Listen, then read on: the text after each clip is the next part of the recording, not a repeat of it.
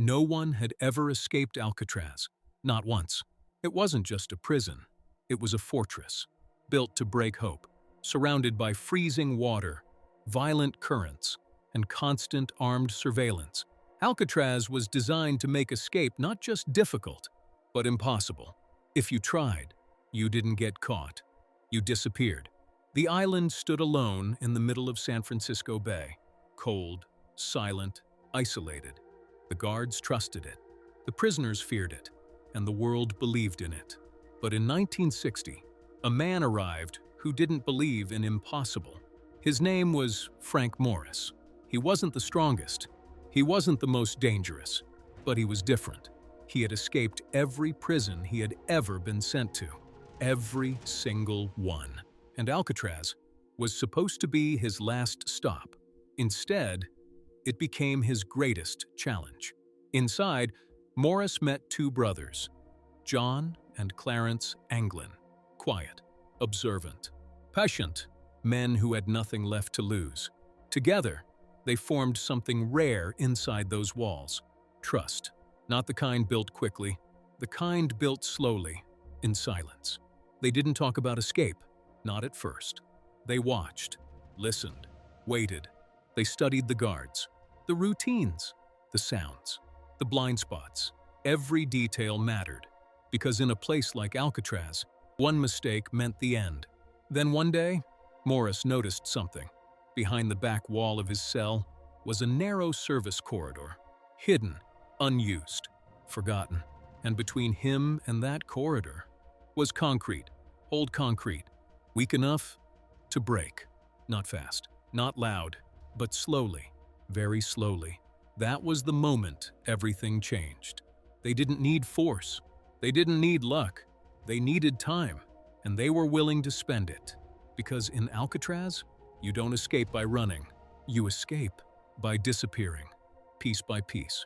The plan didn't begin with action. It began with silence. Every night, while the prison settled into darkness, they began working. Carefully, patiently, using nothing more than stolen spoons, broken tools, and determination. They chipped away at the concrete behind their cells. Not enough to make noise, not enough to be noticed, just enough to move forward.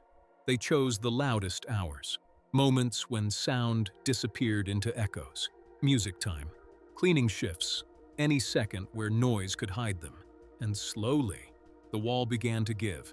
A few inches became a hole. The hole became an opening. But digging wasn't the hardest part, not even close. The real challenge was deception. Every night, guards walked past their cells, checked their beds, watched for movement. So the men created something disturbing.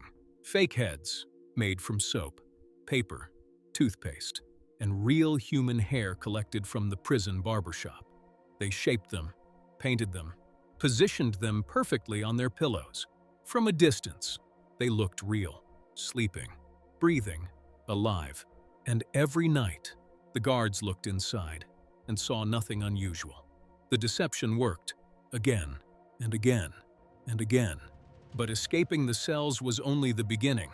They still had to escape the island, and that required something impossible. A raft. Not metal, not wood. Raincoats. Dozens of them. Stolen slowly. Hidden carefully. Stitched together by hand. Sealed using heat. Every piece crafted in secret. Stored above them, in a hidden ventilation space. No one saw. No one questioned. No one suspected. For months, they prepared. Every step calculated. Every risk measured. Because they knew something most prisoners didn't. This wasn't about trying. This was about succeeding. And they would only get one chance, one night, one moment, one escape. And if anything went wrong, they wouldn't be caught. They would be erased. June 11, 1962. The night everything changed. The prison was quiet.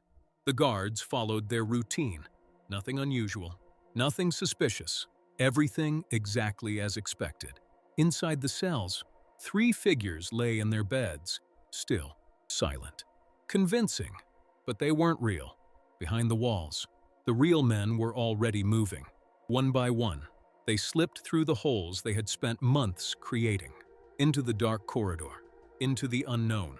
No alarms, no sounds, only footsteps, swallowed by silence.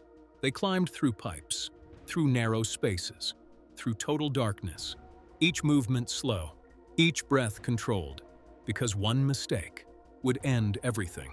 Finally, they reached the roof. The cold air hit them instantly. The wind, the silence, the freedom. But they weren't safe. Not yet. They moved carefully across the top of the prison, avoiding light, avoiding sound, avoiding detection. Then, they reached the edge. Below them, the ocean. Black, endless, freezing. No hesitation, no fear. They inflated the raft, secured their position, and pushed away, into the water, into the darkness, into history. By morning, the illusion was gone. The guards entered the cells. Something felt wrong. Too still, too quiet. They moved closer. And then, they saw it. The heads weren't real. The beds were empty. The prisoners were gone. The alarm sounded. Search teams launched immediately. Boats scanned the water.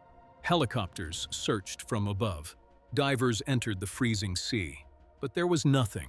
No bodies, no raft, no evidence, just silence. And one impossible truth. They had escaped. The official story was simple. They didn't survive. The water was too cold. The currents too strong. No one could make it. That was the conclusion. That was the explanation. But it didn't feel right, because nothing was found. No bodies, no remains, no proof. Years passed. The case remained open. Then, something strange happened. A letter arrived. It claimed to be from Frank Morris. It said, "I escaped. We all did." It described survival. It described freedom. It described life after Alcatraz. Experts analyzed the handwriting, compared it, studied every detail, but they couldn't confirm it. Not real, not fake, just unknown. Then came something else. A photograph.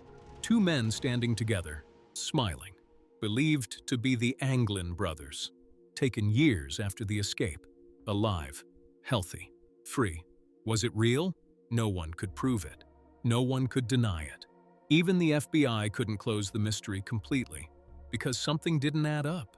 Too many questions, too many possibilities, too many missing pieces. And that's what makes this story different. Not the escape, not the plan, but the ending, or rather, the lack of one. 3 men entered Alcatraz. 3 men vanished.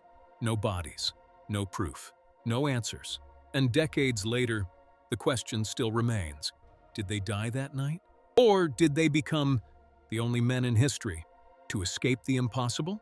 So now, I'll ask you, what do you believe?